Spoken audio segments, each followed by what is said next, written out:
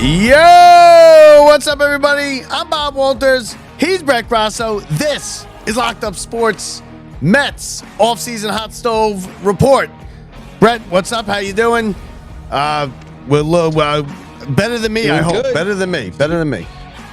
Oh, Bobby's hurting, but we're like a week away from, we got QBC coming up, big stuff for the Mets, but Bobby in bad shape. Bad shape. What do you got over there, Bob? I had some flank pain the other day, lower back, like crippling pain, like 10 times worse than like any Mets loss, like crippling pain. I went to the kidney stones. I don't drink any water. Now I'm on a water diet. Like I'm carrying this thing around. You're telling me lemons. You're telling me lemons. Last night and today, we're giving Bob the Riot Act. You know, for those who don't realize, I'm also an RN besides this, famous podcast host. But I got to make sure Bob's in the game. I'm in bad shape. No, it's no joke. Like I was at the hospital. They came and took no joke. They came and took my shield and my ID in case I died. I couldn't secure it, so they came and took it. Like we were at that level. They're like, your kidneys aren't working. I was like, and Jesus. then, you can barely secure it when your kidneys are working. Yeah. So it's that was a listen, I'm barely secure. You're right. Barely secure when my kidneys are working. Yeah, man, I've gotten lucky a couple times, but I get barely secure when my kidneys are working. But I'm still here.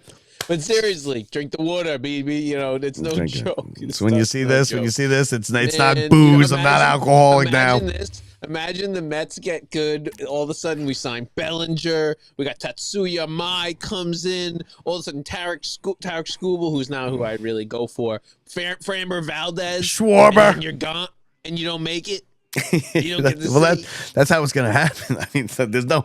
Listen, if I go down, if somehow these kidneys fail, whether it be during the show or anytime, everything, the house, the mortgage, the savings, the retirement, all on the Mets to win it. If we got to get rid of Nimmo and a kidney, it's worth it.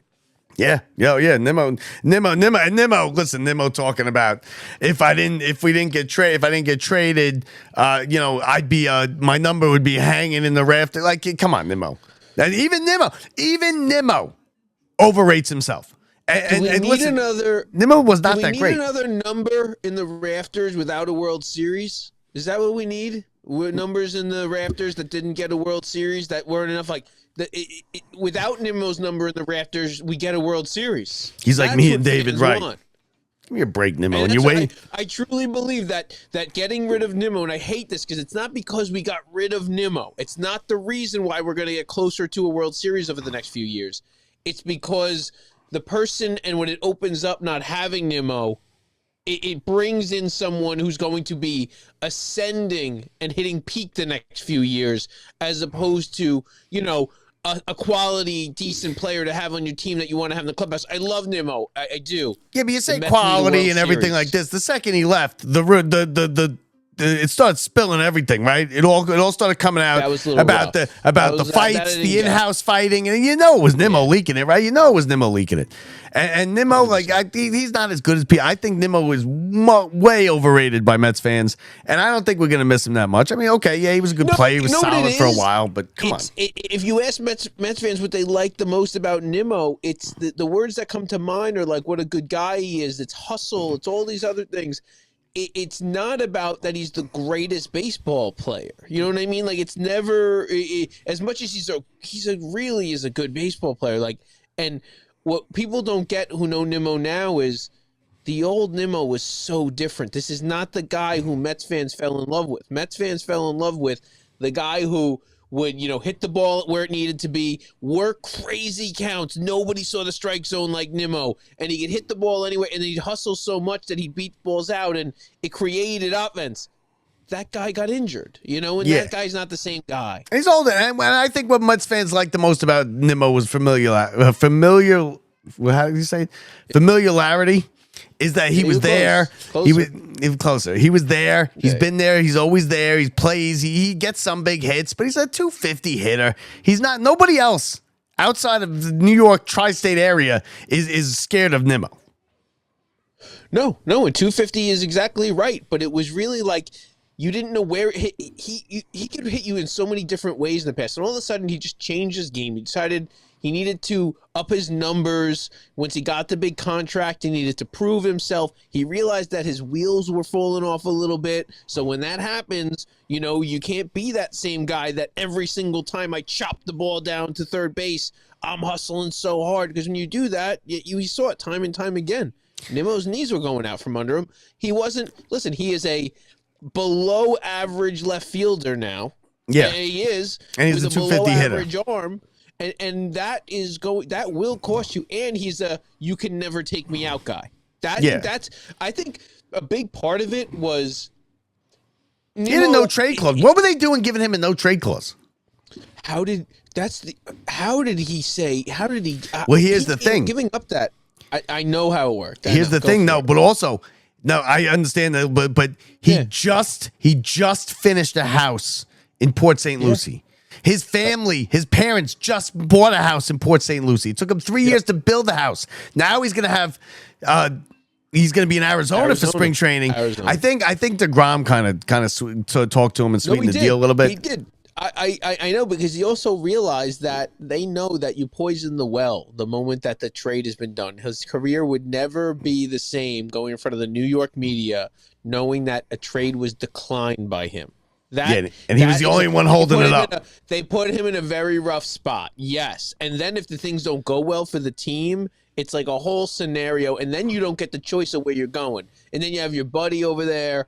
And it was, let me tell you, it takes a lot. Nimmo must be furious, and I mean furious, if he's reacting the way he is. Because he would not, this is him, the equivalent of him, like us, cursing up a storm and losing our minds over something. This is as far as you're going to see Nimmo go.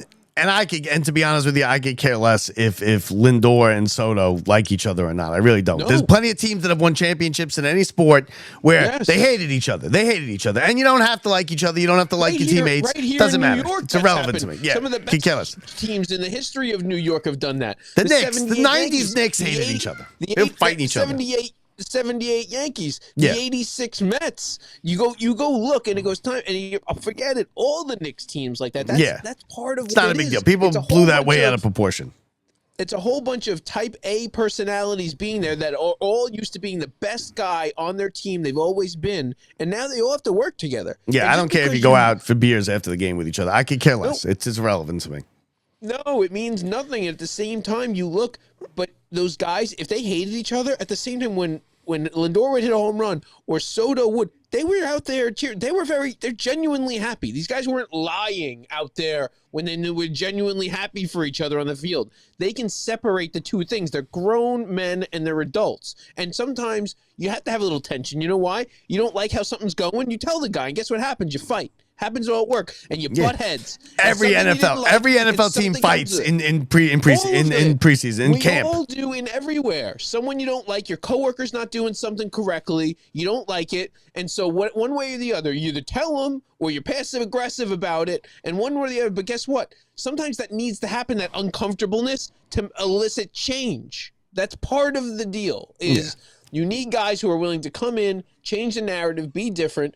It's just, where is this team going from here, You're making a ton of money. You're making a ton of money. Soto's not going anywhere. Lindor's not going anywhere. So deal with it. You guys make a lot of money. Deal with it. You don't like each other. Fine. Deal with it. But now that the Nimmo stuff is done and the dust is settled, where is this team going? Well, let's talk about who we're getting, because everybody's been talking about Nimmo and everything like that. Let's talk about who we're getting here for Nimmo, and it's Semien, and we know he's a listen. We know he's a good. He's a good fielder, right? We know that's a great thing. Fielder. We know he's a great fielder, like a Gold Glove fielder. But here's the things that you don't know maybe about the bottom line about him at the plate. He's an above average discipline hitter. Okay, his chase rate was 23.5%, ranked in the 80th percentile last year. Okay, he's a savvy base runner. His sprint speed is hovered between 28 and 29 feet per second. I don't know if that's good. I guess it's good. They said it ranks in the 90 percentile. He has pull power, so he will pull the ball and he will have power. but his power has decreased over the last couple of years, which is something to look at. He's getting a little bit older, and he doesn't catch up to the fastball. He's a below average bat speed. But you know what? The fielding makes up for it. In the second half last year, that he had that stretch of his last however many games where if you took away all the other stuff, it was incredible. Like he was right back to his old stats. So for a good chunk of the second half, he really started tearing it up last year. So it's still there, and this isn't going anywhere. One thing you learn is you may lose a little bit of a step, but second base isn't shortstop. You can age at second base. And he makes these plays on these bloopers. Like that's a big deal. No. That's a big deal. When you can't, you can get better at that, but you can't teach it. You have to have the natural ability to be that guy. A guy like Jeff McNeil is being forced into second base. Yeah, He's not a second base. Jeff McNeil's older too, I think. Jeff McNeil's older. And if you look at his home runs here, they are all pull power. So good. And he can only get so good at it. They've tried, there's a guy who's tried all the positions before, and he can be average at all the positions. And listen, that's what you get out of Jeff McNeil. And he hit 41 home runs. He hit 41. Nimmo never hit 41 home runs. No. He hit 41 home runs now. He's declined since then. In 2021, he hit 41 home runs, but Nimmo never hit 41 home runs. And I don't doubt that Nimmo goes out and hits a whole bunch of home runs. I don't even care. It really isn't. It's that you have a guy that you can trust. Have you seen what the issues are when they come about clubhouse stuff? It wasn't clubhouse issues. He didn't have issues with McNeil. He wasn't having issues. He had issues when he's playing there and he didn't like some type of play he's playing or where he's at in a certain type. And these guys are very particular. I'm sorry, when you're a great one, when you're Lindor, when you go up there, when you're Jeter, you expect that second baseman goes where you say. You need him to work with you. And that's part of like who's where, when you're there, who you can trust. That's what the fighting's about. And that's all going to go away. They're all excited to play together. And let me tell you, Semien, he's as mad as anybody, just like Nimmo is that he got traded. That was his home for a long time. Guess who was the captain there? Him. Yeah. No, you're right. You're absolutely right. Now, the other big news, obviously, Alonso, Diaz, right? Reports are that Diaz was going to go to the Dodgers. They were very interested. Now it just came out in the last day or two that he may be asking too much. The Dodgers may not want him. It's asking too much, which to me is just absurd with the Dodgers and with the Mets. And I'll get into that in a little bit. But the Diaz is now, it's still there. And they obviously got Devin Williams, right, from the Yankees. Now, I love the Devin Williams trade only if, with a signing, I should say, only if he's the setup man for Diaz. I don't want him anywhere near the ninth inning. Is there another guy out there that he could be the setup man for? It's really only Diaz, right? Like, it's only Diaz. It's only Diaz. Because the rest of them are all Devin Williams, right? Devin Williams is the best of the rest. You're exactly right. There is nobody else. You're exactly right. And Diaz is taking the highest number, and if the Mets hover near that year's and number, he's coming back, right? That's pretty much the situation. I think so. Let me go find out what the top number in years are, and will you come close to matching? That's what we're doing, right? Yeah, I think so. And I think that 1 second, let me just get this here. What do you think he wants? Like what's he want? Does he want the 5 year $130 million? Yeah. He wants a big deal. And I don't listen. And the thing, and like I said, the money, I don't think it should matter. Right? I don't know why it matters. 3. You want, like you said, 3 for everybody. That's 3 years for everybody. Yeah, which makes no sense to me. For everybody, especially because we'll get to it in a little bit. But Steve Cohen just got this casino that's going up in 5 years. It's gonna be the biggest casino in America, and he's gonna make billions off it. So why does it matter? None of these, you know why? Because none of these guys are going to be on the team in 5 years, except for Soto and whoever the other big signing is this year. Alonso. Hopefully, because now we're just going after. Not, but even in that scenario, he's gone the year. Yeah, you're right. And that's not the deal with Alonso. Alonso is when they look back and they go, oh no, we have Ryan Clifford and he is a year away from being our first baseman. They don't want Alonso in year 4. That's not because they don't want Alonso. They want somebody else. So it's they're all gung ho and all this other stuff. I just don't think they get there to 3, maybe 4 max for Alonso, but they're not going higher. Yeah, but with Devin Williams, and listen, Devin Williams, his numbers are good. He was one of the top closers, right? I don't like my closer throwing a changeup because I feel like it's just I want my closer blowing guys away, right? Yes. He's got an excellent changeup. He's got one of the best changeups in the game, and he's been one of the top closers. But to me, like I always say, I don't trust any of these closers, and I'm starting to trust Diaz a little bit, right? And Diaz is the best of the bunch. And you can't trust these closers. I would be if money was an issue, if it was still the Wilpons, I would be like, I don't know if I want to give Diaz the money, but it's not. So I say you got to get him. He's the best, and you will have such a good bullpen if you have Devin Williams in the 8th and Diaz coming in the 9th. That is a lockdown bullpen. That's something that the Mets think about how many games they've blown over. Not only just the last couple years, but last year especially with the bullpen stinking. But they were good early, but they stunk late. And let me tell you, they have a pretty large, and not of the guys who they even picked up at the deadline. They have a large number of guys who are quality arms that are going to be filtered into this bullpen next year, especially if they go pick up a frontline starter or two, which is they're getting one. They may get two.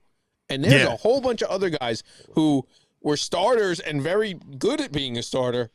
Christian Scott, Max Kranick, all these other guys that we talk about that are going to be somewhere. They're not going to be in the minors. They're going to be on the Mets up here, and it's the bullpen. So and Williams is already he's already said that he's okay with the 8th inning. It's not going to be like an issue. No, he's not going to be okay. He's going to be great. No, Bob, this is the picking up a guy in a down year. This guy's never been bad. We think he's bad because everything we saw of him was a home run from Alonso. Yeah, because Alonso got the home run. A down year with the Yankees for 3 months. But he was only down for the beginning of the year. He was good the rest of the year. And he made it good. He was good in the playoffs. I said 3 months. I go, the rest of the year, he was great. No. Down the stretch, he was started being great again. And I look and I go, the guy's confident. And he's going to be just fine. I'm telling you, it's going to be insane. And then if something does happen to Diaz, or if, God forbid, like, Diaz becomes that wild, like, first of all, Diaz is great, right? Nobody swings. When nobody swings. No, Diaz is great, though. He's great. If you look, he's been the best closer in the game. I am. But he is always on shaky ground when it comes to walking guys, and I don't know which way it goes. Yeah, but that's the thing is, they all are, Brett. They all are. None of them are never on shaky ground. But if you said we're going a little bit closer to the better Diaz this year or a tad to the worst, let me tell you, if it goes up, he was so great that I'm with you. Last year was as good as it gets. No, I know that. He was unhittable. I don't know how many years that continues. You're right. But again, we're trying to win the World Series this year, right? We'll deal with this stuff on the back end. I want 5 years for Diaz. Lock him up. Give him his $150 million. Let's just forget about the rest. But you know what? I just don't think they see it that way. I don't think anybody's getting. I think 4 is their like stretch. And if someone else says 5 to Diaz, I think he's gone. And I think the same for Alonso. Yeah, but I don't think anybody said it. And well, that's the thing. Nobody, I think there's some interest in Diaz in places like LA. Now the word is that maybe he's a little too rich for them. But of course there is. I didn't know anybody want Diaz, but do they want him for the money? Do the teams have the money? But as far as are you worth having a closer? Yeah. Yeah, as far as Alonso goes, to me, it seems like there's not that much interest yet, right? Have you heard the Red Sox? Same as last year. It's the same thing. And I'm kind of surprised about it. I think they don't want these right-handed, power-hitting, aging first basemen. That's what they don't want. They don't want them. Mm-hmm. And they think his defense is a liability, and it's not. It's really not. He's not terrible. Like you said, he's a pitch to first base. He might not have the range that a great first baseman will have, but he makes the plays. He picks the balls out of the dirt. He saves some errors. That's not what they look at. It's not how they look at it today. They look at it as, are you a plus first baseman? And if you either are or you aren't, and he's not. He is. You're right. He is serviceable, but he is not the guy that is going to save you runs at first base. And that's great. And but he makes the picks, right? He picks it out of the dirt. He saves the third baseman some errors. You're saying it like that, but what you don't get is how great those other first basemen are who are just first basemen. Like, those guys are so great. They actually really do. And guess what? And ideally, you want a lefty. You want a lefty at the position. But ideally, there are a ton of balls that got down that line that many other first basemen got. We don't realize because if you're lefty, you can get the ball down the line easier. That's why another disadvantage. It's like an outfielder who's got a better eye that gets there quicker, and he just seems like he's, whereas the other outfielder, it's like, it's okay, you just don't get there. And Alonso's glove just doesn't get there, so it's never like a... Because the glove being on the other hand, it's closer. But also, you can be a great right fielded first baseman. He's a good first baseman. That's all you're ever going to get out of him. And you're exactly right. Righty home run hitters have very little value anymore, like they used to. But I think, like, as Nimmo was overrated, I think he's underrated. I think he gives us 40 home runs every year.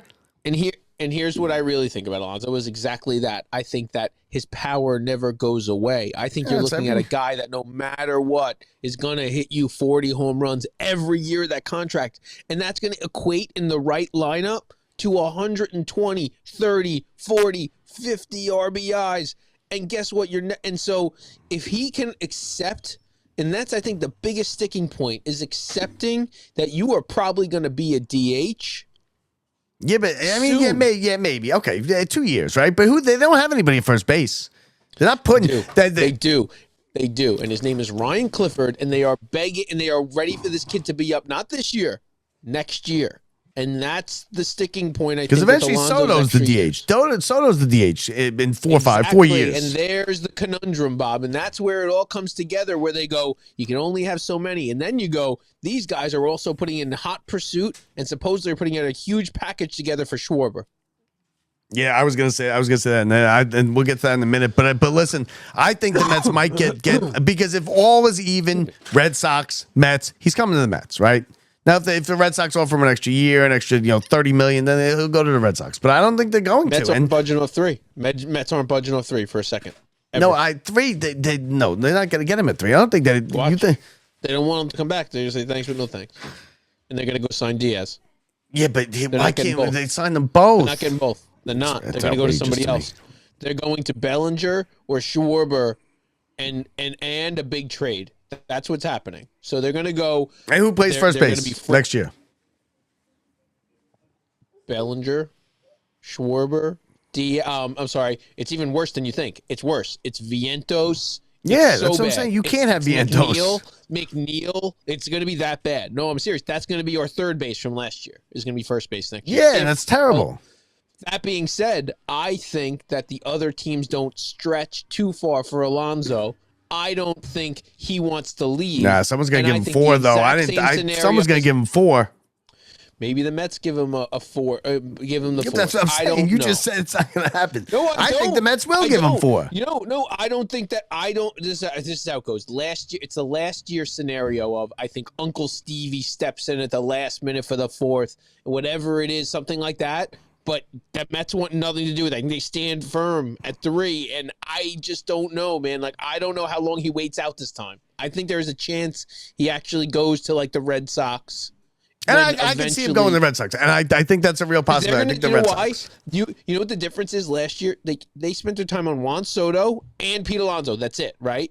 This year, they're going to be so focused on other guys, they don't have time to go talk to everybody. Alonso's in the back burner. They're going to be going and having the deepest discussions with Kyle Tucker or whoever that guy is that they want. You just don't hear anything. You don't hear anything about these teams. Like you hear Diaz, teams coming after Diaz. You hear teams going after these other guys and signing these other guys. You don't hear it about Alonso, and I'm so surprised. It's such a good year last year, and I get it. Right-handed, power, first baseman, aging, over 30, wants 5, 6 years. Yeah. But I thought there would be more interest. I really did. I think the Mets might get him just by default. I think it's a lot to do with, and you don't believe it, that Alonso wants to play baseball nowhere else but there, and I think everybody in the world knows it, and I think they know it. I think all the other, and I think even his agent knows it. Like, and they're going to play other teams, and other teams don't want to get involved to get played. And I really believe that he. Do you think everybody knows it but me? Else. He will go. He will go. He will go somewhere else when the Mets never come off of 3 and someone else offers him. It might even be 4 because 3's not enough for a guy like Alonso. Like 3, he needs. I don't know, man. It's the same difference. The only reason he wants more years is he doesn't want to leave New York. He wants to come here and retire here. That's never happening. He's going to have year 5, 6, and 7 outside of the Mets. Now, who's more important? Is it Diaz or is it Alonso?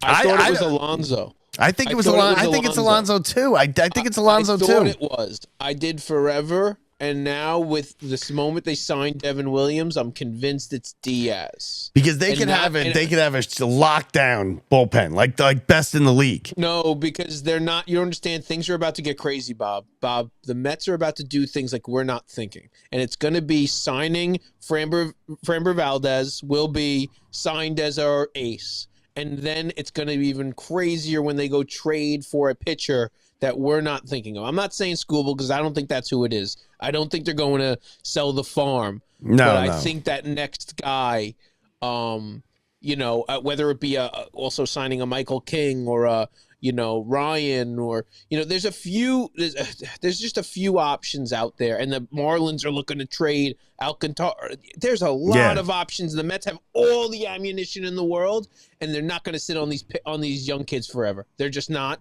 They have nowhere to play them. They have nowhere for these kids to go. So now you got the winter meetings next week. Now is there? It's next week. I don't know where it is. It's usually somewhere in like Arizona or something. But either way, that's all. Listen, the Mets have been very active, right? More than I think we expected up until this point, and they still haven't touched the two big the two big ticket items that they got. Do they come out of this thing with like a shocker where it's like, oh my God, they got Schwarber and it's 56 home runs, and you're like, oh, is that what we're looking at? Because Schwarber's in Craig Schwarber would be a game changer. I'm telling you right now, especially taking him from the Phillies. And we can, I do. I truly believe the only thing that will stop it is if Schwarber wants nothing more than to be at the Phillies. If he loves, and I can see if he does, I can see that may be the case. If he loves being with Harper, and if he loves that whole Phillies grit and all that Philly stuff and those Philly fans, I can see it. Because you either love the Mets or you hate the Mets. Yeah, but it's the same thing in New York. It's the same thing in New York. It's the same type of fans. It's the same type of fans. No, but they're good fans. Philly fans are good fans. Because No, they are. No, I only say that because they seem to like it. They have a good thing going, but it's the same difference. The money's going to be somewhat equal. So it's not going to be some. The difference is he may give him a Soto offer. Not like that number. No. But like something he can't refuse. Huge number of years, bigger than anybody else. And let me tell you, I think it's happening, and I think Schwarber's coming here. I think that there is a chance that they still go out then and sign a big pitcher. So I think that and a big pitcher, or corner outfielder Bellinger. So I think that's backup plan. Bellinger. Oh, I think you can get Bellinger. I think Bellinger's coming here. I think Bellinger's almost a done deal because they need the corner outfield. They need an outfielder, right? I think so. And then they're going to need the pitcher. And then I think Schwarber's like almost out of left field. Like you heard rumblings about it last year, and you heard about it, but it really hasn't been seriously talked about. And now I just heard something. I read an article the other day, and like they're going into these winter meetings. If Stearns comes out and he's like, I got Schwarber, and he's got him in this bag, bringing him, and that'd be fantastic. It's 56 already. 56 home runs yet last year. Do you know why and he's about to hit more, Bob. Not more than that, but he's going to hit a ton more over the next few years. And I can tell you this: what that's going to do, it's going to turn the Mets into a magnet.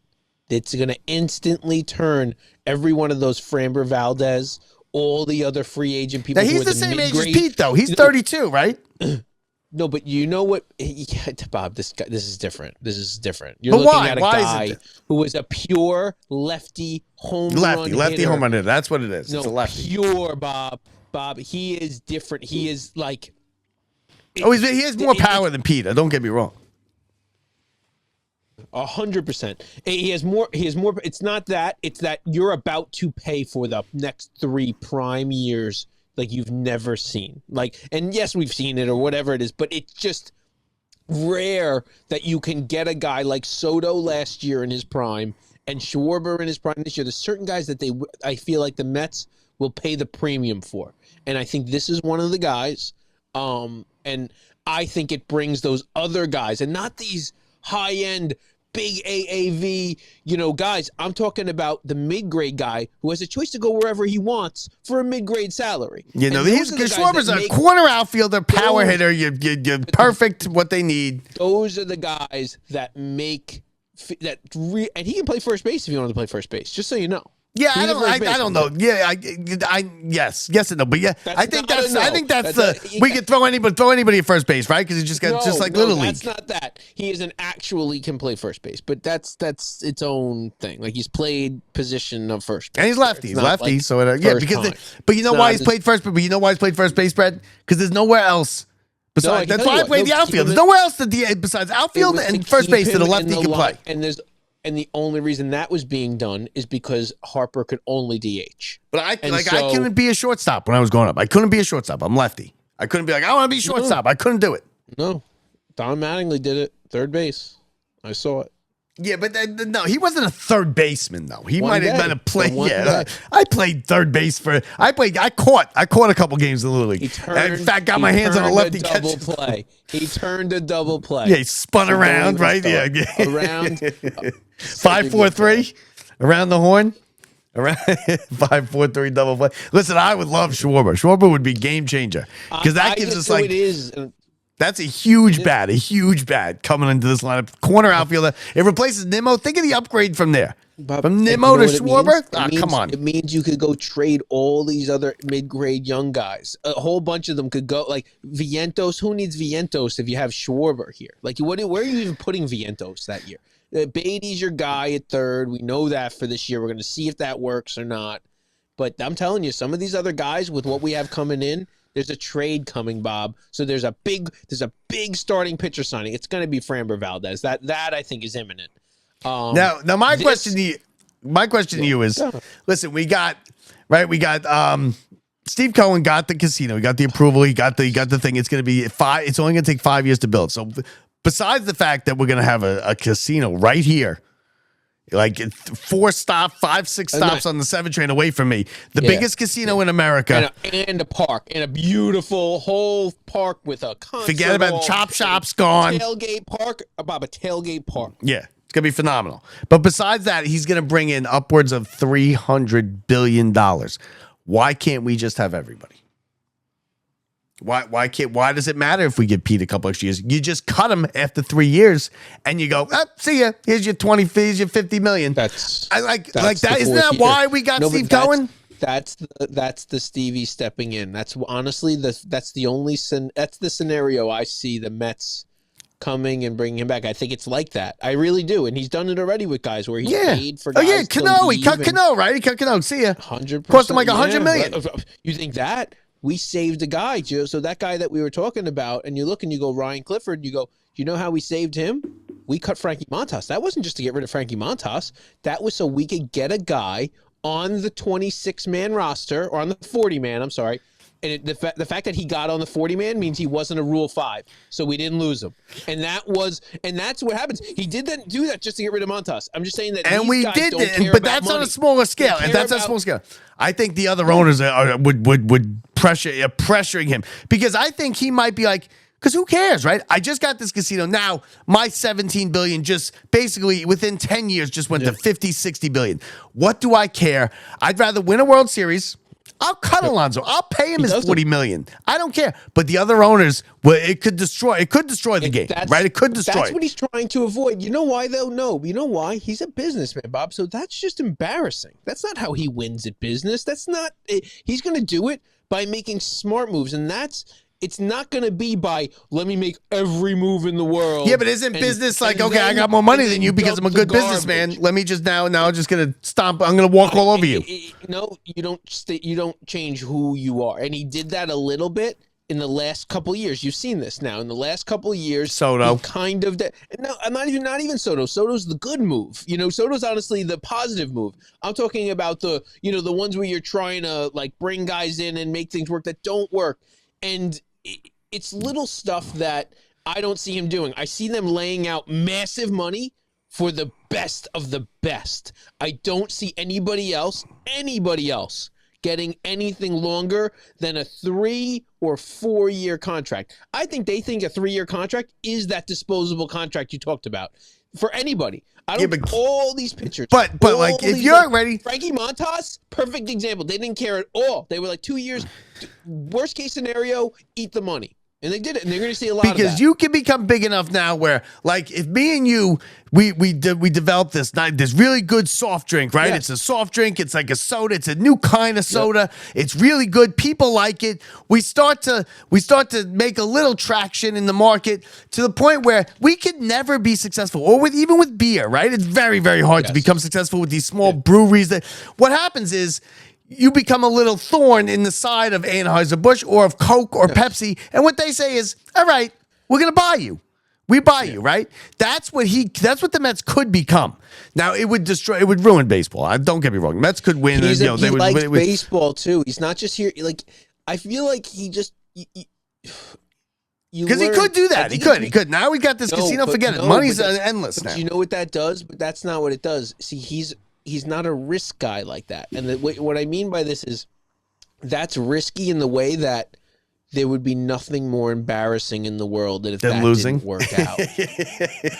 He goes out against everybody. Like, so I truly believe that it's one thing if you go do things the right way and go spend a little extra and do it like without trying to just be a jerk about it. And he's already done it like a little bit. But you can do that and still be respected. But if you do it to the point where it's such like egg on your face and then it all falls apart. Now, could he save the game, right? Could he do that for 2 years to the point where everyone's like, we can't do this, and there's a salary cap be put in?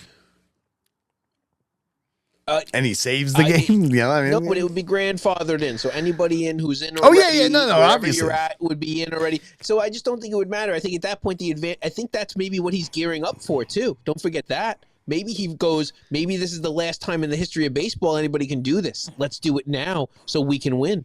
And I don't think they're never going to have it. That's an even bigger advantage to the Mets because he has all the guys and then nobody else can ever do it. Yeah, no, I agree. But either way, whether he does it or not, I can't wait for this casino. You're going to make the most money and the most, all the other stuff because that limits money and it'll never happen, like you said. That's never happening. There's never going to be a salary cap for a player that is like that. But either way, I can't wait to lose some money at the casino, right? Is there well, here's a scenario for you. So is there a point, Bob? So right, we're at the casino. We have tickets for the game. It's whatever it is, but we're running a heater at the blackjack table. Like we're on a heater at the blackjack table. But we have front row table. We got front row seats for not the World Series. We had front row seats last year. We hated them. No, for the second round, you're the NLCS. Okay. No, you go. Because what's the heater at the blackjack table? What are you gonna make? $2,000, right? Like you're not making life-changing money. My wife won $11,000 on a slot machine last year. I forgot it, and it was a year ago. I forgot about it until it popped up in my Facebook. Remember what happened last year? So I don't know. I'm never making $11,000 on a blackjack table. How many times are we going to be like, shit, we gotta go, and then we're running, we're full speed. No, yeah. Listen, we'll get there in the second inning a couple times. We will be late to the game a couple times. And it's gonna be nice, but there better be some kind of tram. I hope there's a tram. Listen, there's gonna be something. There's gonna be something. It's gonna be incredible. I can't wait. We're gonna lose a whole bunch of money. So what's the next time we hear a move? Are we hearing anything before, like at the winter meetings or winter meetings? That's what I'm saying. I think during probably at the end, towards the end of the winter meetings, towards the end, you hear them in the middle, like they happen during the winter meetings. No, now what's the wish list? What's the wish list? Christmas wish list, Mets fan. Mine's I say Schwarber, and then the Screwball, right? Screwball. That would be the dream. So. The dream. I don't think that's. I think it's Framber Valdez, and I know it sounds stupid. It's like he is going to be named. Mitch Schwarber. Guy. Do you know what Valdez is? This is why I like him the most. Ready? Do you know what Valdez? You know what he's best known for last year, besides for having absolutely being an ace. He's the guy who was mad at his catcher and told him the wrong pitch, and then crossed him up on purpose. That was the best. Yeah. See, like that, the worst. But see that's what you don't want. Like how we were just talking about. Like I don't care if it doesn't matter if I hate you. No. Right? We can work together. I hate you, but we'll work together. You can't have that. You can't have that. No, that's part of it. I want a guy who doesn't care at all about anything. Or what you want is the catcher who's gonna miss it on purpose, who's gonna get crossed up and let it hit the umpire. But Bob, I really do think that's a huge thing. Is we need an ace, and I don't think trading everybody for Scooble as opposed to trading everybody or trading Schwarber. Schwarber's my wish list. No, but we have an ace, Brett. We have an ace. We have an ace. No. I know we do, but Bob, when you support that, it pushes all that other stuff back. We can even then work freaking Clay Holmes back into the bullpen one of these days at the end. Like there's a lot of options with Mets picking up, but Schwarber, Bob, that is a game changer. That's the wish list, and I wasn't even really. It wasn't even on my radar until like that today. That could be a bigger deal than Soto over the next 3 years. Yeah, Soto is going to long term do it, but I'm just saying, long term, it's always going to be Soto. But I'm telling you, Schwarber could go off for a couple 50-plus home run seasons. And you know what the best part is? You can still sign Alonso if you really want to. You can do it. Listen, he can do any of it. He's got the casino. So that's it. Listen, you're all caught up. You're all caught up on the Mets now. I didn't pass next week. I didn't pass the stone. I didn't pass the stone during the show, so it's still there. QB, Queens Baseball Convention next week. We'll be there. VIP table right front and center. We're going to be getting interviews, panels, everything. Sal Licata, Laura Almant. We have a whole bunch of people. And listen. Jesse Orozco. We have a ticket. We have an extra ticket. We have an extra ticket too. If somebody wants it. If anybody wants to come, we do have an extra ticket. It comes with all types of extra stuff and photos, autographs, inscriptions, autographs, meet and greet with Terry Collins and his least favorite umpire. All types of It's gonna be fun. Listen, and also tomorrow, Sunday, 11 a.m. live. NFL 11. Sunday, big NFL Sunday. We're going to have some guests on. We're going to go through all the games, get you all ready. But today, baseball. And we got you all caught up on the Mets and the Hot Stove Report. And I'll tell you, Schwarber, maybe. I can't wait. This is it, man. I'm telling you, we said this right when the Mets lost on the last game last year. We go, it seems awful today, but this is what we were waiting for. So, all right. Well, I'm getting yelled at here now, so we're done. For Brett Grasso, I'm Bob Walters. We'll talk to you tomorrow, everybody. Let's go Mets. From the Brian Gunzel Studios, see ya.